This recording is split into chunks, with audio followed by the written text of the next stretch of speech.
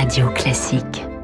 Les voix de l'économie avec Céleste, l'opérateur fibre et cloud français souverain qui sécurise vos données de bout en bout. 7h12, Stéphane Pedrazzi, votre invité ce matin, c'est le directeur de la rédaction d'Investir. Bonjour François Monnier. Bonjour Stéphane. C'est toujours un plaisir de vous accueillir sur Radio Classique. 7e jour de guerre au Moyen-Orient et des marchés financiers qui tentent maintenant d'anticiper la suite après avoir vraiment passé une semaine à essayer de trouver des repères. Oui, absolument. Les investisseurs cherchent des repères dans un environnement extrêmement trouble et d'autant plus confus que les intentions de Donald Trump évoluent au gré des événements. Est-ce que c'est un renversement total ou partiel du régime ? Comment il veut éviter l'acquisition de l'arme nucléaire, désarmer l'Iran ? Bref, les investisseurs sont un petit peu perdus.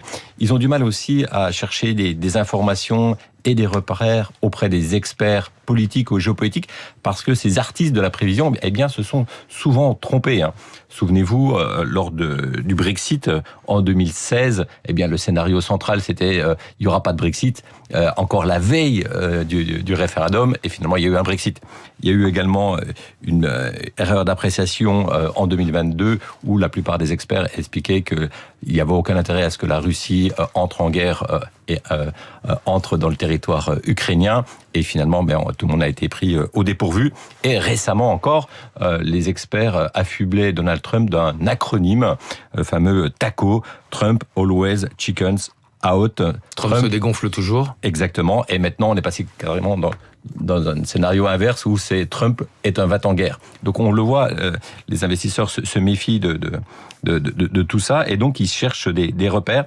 Et souvent, lorsque la situation est extrêmement confuse, on essaie de simplifier au maximum jusqu'à la caricature. Et là, aujourd'hui, l'enjeu, la clé, c'est le détroit d'Ormuz.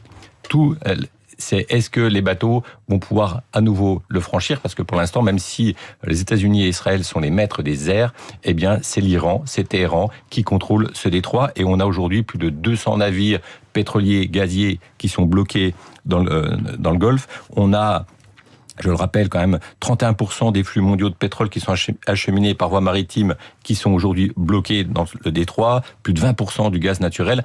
Et donc finalement, autour de ce détroit se dessinent des enjeux. Et ça permet de mesurer le risque d'inflation, la probabilité d'une stagflation, c'est-à-dire de l'inflation qui conduit à un ralentissement économique. Et bien sûr, c'est des impacts majeurs sur la bourse, le coût du crédit, le taux de chômage, les devises, l'or. Et donc finalement, c'est ça la clé, le détroit.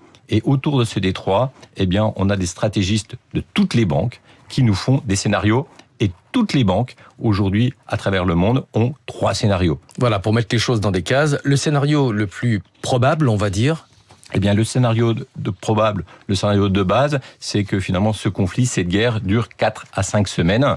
Même si à la fin, on arrive à une trêve fragile, on aurait un cours du pétrole qui resterait que quelques instants, quelques semaines au-dessus des $80, et après ça retournerait vers les $70, ce qu'on avait pu observer début février. Et pourquoi est-ce que ce scénario il serait le plus probable ?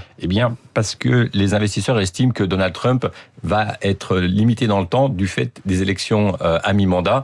En novembre, je le rappelle c'est ce qu'on appelle les mid-terms, et on aura la totalité des sièges de la Chambre des représentants qui va être renouvelé et un tiers des postes au Sénat. Et donc, finalement, si le pouvoir d'achat des ménages américains se dégrade trop fortement du fait de l'envolée de l'inflation et des prix des carburants, ça va lui faire perdre des électeurs, des précieux électeurs, et donc son pouvoir va être limité, et donc Donald Trump serait obligé de reculer. Ça, c'est le scénario. Quels sont les 2 autres scénarios ? On a bien sûr un scénario rose, auquel il y a de moins en moins il y a moins en moins de gens qui y croient dans ce type de scénario. C'est tout de suite la désescalade, parce que victoire totale, rapide des Américains. Et ça, celui-là, bien sûr, il est plutôt, en tout cas, il a une probabilité extrêmement faible. Il y a aussi un scénario catastrophe. Le scénario noir, bien sûr, c'est le fait que cette guerre, elle dure très longtemps. Le détroit reste bloqué pendant plusieurs mois, voire plusieurs trimestres. Et là, bien sûr, ça conduirait à une envolée des prix de l'énergie, du pétrole. Le cours du Brent pourrait atteindre les $120. On est aujourd'hui aux alentours de $84 pour vous montrer l'ampleur. Et ça, si on a 2 trimestres, si on a 2 trimestres de blocage de ce détroit, on a une stagflation en Europe, en France, c'est-à-dire on aura probablement une croissance économique qui va faire pchit, qui devrait reculer de 0,8 points, et une inflation qui devrait augmenter de 5 points. Donc là, c'est le scénario noir qui fait peur et c'est ce qui crée de la tension sur les marchés. Ce qui n'est pas le scénario d'ailleurs envisagé par François Villeroy de Galhau, le gouverneur de la Banque de France, qui s'exprimait hier chez nos confrères de France Inter et qui, il l'a dit, ne croit pas au risque de récession. Ce qui est intéressant, c'est de regarder aussi ce qui s'est passé lors des précédents chocs. Est-ce qu'on a eu une baisse des prix du pétrole ? Pendant combien de temps est-ce que les marchés financiers ont dévissé ? Oui, absolument. Les investisseurs, vous savez, ils aiment des chiffres. Donc, ils regardent des statistiques historiques. Et il y a des statistiques historiques qui circulent aujourd'hui dans toutes les banques, dans toutes les salles de marché. C'est comment se comportent les marchés financiers dans des contextes assez similaires. Et la Deutsche Bank a fait un très bon travail. Ils ont regardé le comportement de la bourse au cours des 32 crises géopolitiques mondiales qui sont survenues depuis l'annexion allemande de la Tchécoslovaquie en mars 1939. Il en ressort en moyenne que la bourse touche son point bas assez rapidement après la survenue d'un choc géopolitique, 17 jours seulement. Au bout de 17 jours, on a la bourse qui a atteint son point bas et en moyenne, les marchés perdent 7,5%. Donc là, si ce scénario se tient... On devrait être assez proche du point bas. Parce qu'on a déjà perdu 6% depuis vendredi dernier. Il y a quand même une question que je me pose, François Monnier.